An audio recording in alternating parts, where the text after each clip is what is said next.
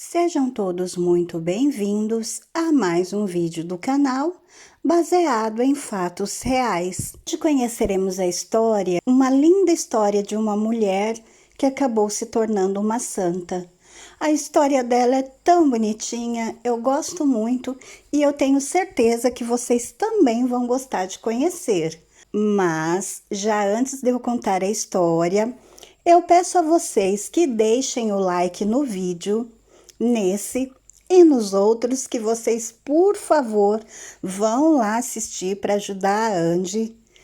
Deixem muito like, me ajuda. O YouTube entende que vocês gostam das histórias, dos vídeos e começam a entregar o conteúdo para outras pessoas também. Se inscrevam no canal e ativem o sininho de notificação, porque assim vocês não vão perder mais nenhuma história. Os extras sempre aparecem de surpresa e você estando com a sua inscrição em dia, com o sininho ativado, vocês sempre estão a par de tudo que acontece aqui no canal e de todas as histórias que eu posto para vocês. E é tudo feito com muito amor e carinho. E compartilhem com seus amigos, com seus parentes, com seus vizinhos, para que eles também tenham uma boa história para ouvir. Sem mais demoras, vamos todos entrar na nossa máquina do tempo e viajar para o ano de 1303.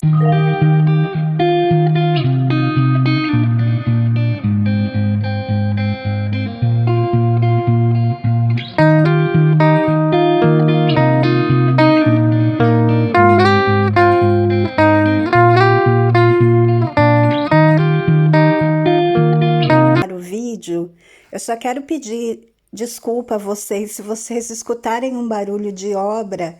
É que tem uma obra numa casa e eles estão bem aqui embaixo da janela. Então, caso vocês escutem barulho de máquina ou de obras, vocês me perdoem, é que não tem mesmo o que fazer. De qualquer maneira, com obra ou sem obra, vamos à nossa história de hoje. Na nossa história de hoje, conheceremos Brígida Bingersdóttir. Nominho complicado, né? Por isso eu vou evitar falar, ficar pronunciando, tá, gente? Como é mais fácil, Santa Brígida. Santa Brígida, ela nasceu na Suécia no dia 15 de dezembro de 1303 e morreu em Roma, em 23 de julho de 1373. Foi uma religiosa sueca, escritora, teóloga, fundadora de uma ordem religiosa, padroeira da Suécia e copadroeira da Europa. Era filha do homem de leis e nobre Birger Persson, da linhagem dos Finsta e dos Bengsdóttir. Por intermédio de seus pais e de seu esposo, ela pertenceu aos círculos políticos mais influentes da Suécia medieval. O pai foi conselheiro real e homem de leis. Com a idade de 7 anos, Santa Brígida afirmou ter tido uma visão de Nossa Senhora. E aos 10 anos, como resultado de um sermão sobre a paixão e morte de Nosso Senhor, sonhou com Jesus Cristo, convertendo assim a paixão de Cristo em centro de sua vida espiritual. Antes de completar 14 anos, contraiu matrimônio com Ulf Gudmarsson, com quem teve uma vida feliz por 28 anos e teve 4 filhos e 4 filhas. Uma de suas filhas também foi canonizada e se tornou então Santa Catarina da Suécia. Em 1355, foi chamada pela corte do rei Magno da Suécia para converter-se em dama de honra da rainha Branca de Namur. A penosa doença deixou seu marido de cama por um longo período. Após as orações de Brígida, ele recobrou a saúde. Por isso, os dois prometeram consagrar-se a Deus na vida religiosa. Conforme parece, Ulf morreu em 1344, no convento cisterciense de Alvastra. antes de pôr em obra o seu propósito, então, de consagrar a sua vida a Deus. Brígida, no entanto, ela ficou 4 anos a mais neste convento, se dedicando à penitência e à oração. As visões e as revelações de Santa Brígida se referiam aos assuntos mais polêmicos da sua época. E muitos reconhecem que, graças a essas visões, obtiveram alguns acordos de paz e estabeleceram relações políticas entre os estados, dentre outras coisas. Essas visões, elas foram escritas em latim pelo prior do mosteiro, Pedro de Esquininge, que foi o único a quem Brígida confiava com exatidão as suas visões divinas, em qualidade de confessor. Segundo Brígida, por indicação divina, foi fundada em 1370 a Ordem de Santa Brígida e alguns anos mais tarde, em 1384, a Abadia de Vadstena, na cidade de Vadstena. Seu ministério apostólico compreendeu sua austeridade, sua devoção e peregrinação aos santuários, sua severidade consigo e sua bondade com o próximo, e a sua entrega total aos cuidados dos pobres e doentes. Em 23 de julho de 1373, Santa Brígida faleceu com 71 anos nas mãos do seu fiel confessor. Ela foi canonizada em 7 de outubro de 1391 por Bonifácio IX. É venerada como a padroeira da Suécia e a sua festa é comemorada no dia 23 de julho, portanto está aí próximo ao dia de se lembrar de Santa Brígida. Nós vamos detalhar um pouco mais da vida da Santa Brígida. Santa Brígida nasceu em 1303. A data é 15 de dezembro que as pessoas consideram, tá? Mas essa data não é certa, ela é incerta. Era a residência da família Finsta e pertenceu durante certo tempo, porém não na época em que Brígida nasceu. Seu pai era juiz de Upilândia, parece nome de cidadezinha de conto de fadas de história, né? Mas não é, gente, é o nome da cidade mesmo onde ela nasceu. Era Upilândia. Então, o pai dela era juiz, o avô paterno dela, o avô materno e o irmão dela. Todos eles eram juízes, né? Trabalhavam como juiz, era a profissão deles.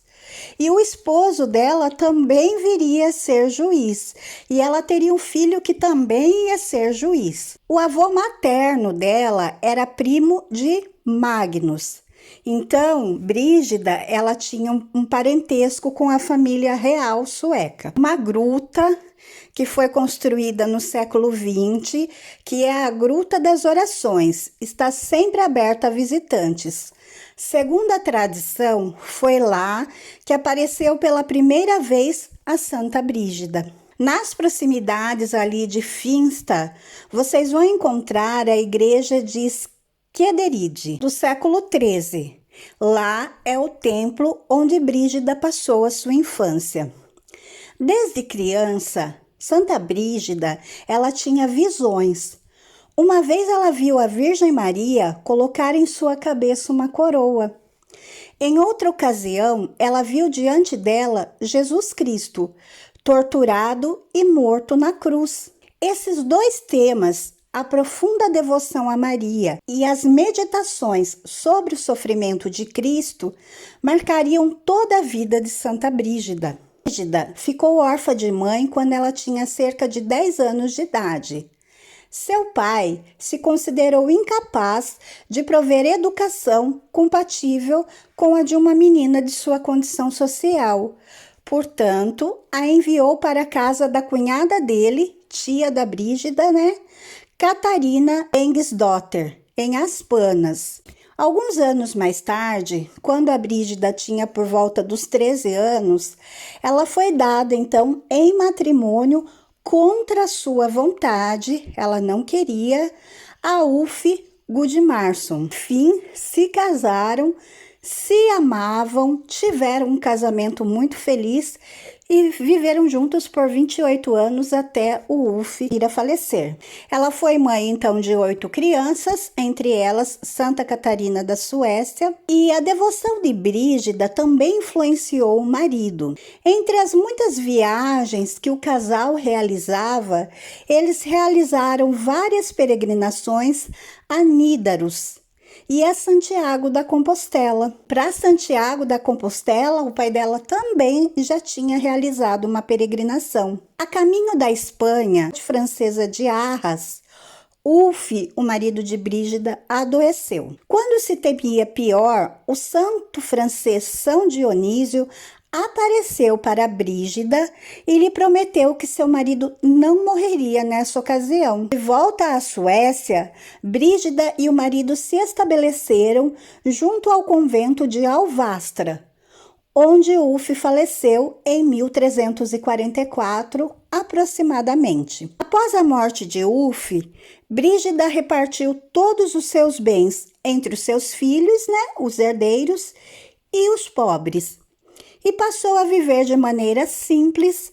nas imediações do convento de Alvastra. Nessa época, as visões de Brígida vão se tornar cada vez mais numerosas e vão formar a maior parte das aparições que Brígida vai vivenciar até a sua partida para Roma. Foi durante elas que Brígida recebeu a missão de levar mensagens a políticos e líderes religiosos, assim como teve diálogos com santos e mortos. Brígida viajou a Roma no ano de 1349, a propósito de tomar parte na celebração do jubileu de 1350, para obter a permissão do Papa para fundar uma nova ordem religiosa. Entretanto, na ocasião, o Papa residia em Avignon e, além disso, a Igreja havia proibido o estabelecimento de mais ordens. A ausência do Papa desanimou muito a Brígida,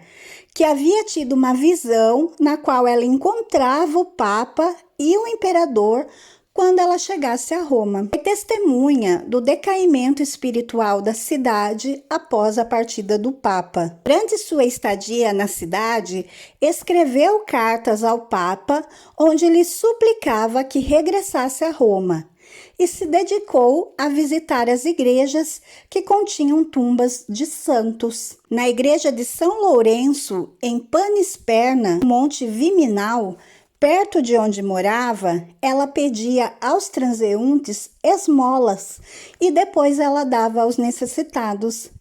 Também aproveitou para viajar em peregrinação aos santuários de Assis, a Nápoles e ao sul da Itália. Em 1368, o Papa Urbano V regressou a Roma. Em 21 de outubro, recebeu o imperador Carlos IV. Então, Brígida pôde entregar as regras de sua ordem ao Papa, que se encarregaria de examiná-las. As regras foram aceitas com várias revisões e grandes mudanças, com as quais Brígida provavelmente não concordava.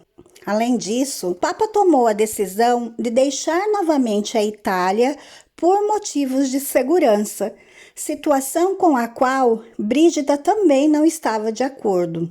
Ela profetizou que o Papa receberia um forte golpe de Deus, e após 2 meses do regresso a Avignon, Urbano faleceu. Em 1371, quando tinha aproximadamente 68 anos, Brígida realizou uma viagem à Terra Santa, com um itinerário que passaria por Nápoles e Chipre. Nápoles faleceu seu filho Carlos, o que lhe acarretou grandes preocupações.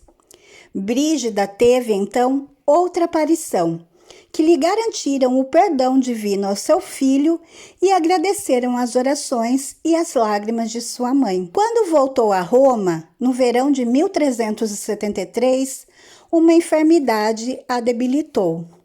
e Brígida faleceu no que é hoje a Praça Farnese. De acordo com sua própria vontade, seus restos mortais foram translados para a Suécia, especificamente para o convento de Vadstena. Em 1377, por ordem do bispo Alfonso Pecha de Vadaterra, amigo e confessor de Brígida, foi à luz a primeira edição dos livros Aparições Celestiais. Em 1378, foi ao fim outra aprovação sobre as regras da ordem religiosa de Brígida, e em 1384 se consagrou o convento de Vadstena.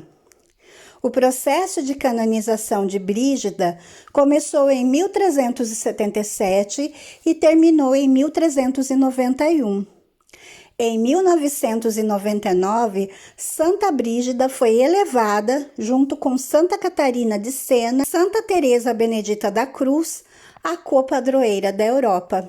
A Ordem de Santa Brígida existe até os nossos dias, mas hoje tem o nome de Ordem do Santíssimo Salvador de Santa Brígida, ou chamada normalmente de Ordem Brigidina. Os restos de Santa Brígida encontram-se na Abadia de Vadstena. O edifício onde a santa viveu em Roma se tornou então a Casa de Santa Brígida e tem lá um templo, um convento e um albergue. Bom, essa foi a história de hoje. A história de Santa Brígida, dessa mulher maravilhosa. Como eu falei, gente, eu acho muito bonitinha a história dela. É de muito amor, muito carinho, muita fé. Me toca especialmente lá para a beira da estrada, pedir esmola e depois ela dava aos pobres. E veja, ela não precisava de nada disso, porque ela era uma mulher de família tradicional, inclusive era parente da monarquia. Eles eram nobres, eram de uma família nobre. O pai, os irmãos e até mesmo os filhos, todos com uma boa profissão dos nobres na antiguidade. Realmente uma família de bens. Mas não, ela decidiu devotar a vida dela e viver para os outros, se dedicar aos doentes, aos pobres, pedir esmolas para dar aos pobres, e viveu com muito amor e morreu com muita dignidade. Essa foi a história de Santa Brígida da Suécia, porém ela é padroeira aqui da Europa, né? Ela é copadroeira com as outras duas santas que eu falei, mas ela é padroeira da Suécia. E aqui na Europa ela é também padroeira. Então eu espero que vocês tenham gostado de conhecer a história da Santa Brígida. Se gostaram, aperte muito likezinho aí para me ajudar. Se inscrevam no canal e voltem aqui para as próximas histórias. Fiquem todos na paz. Um super beijo e até a próxima!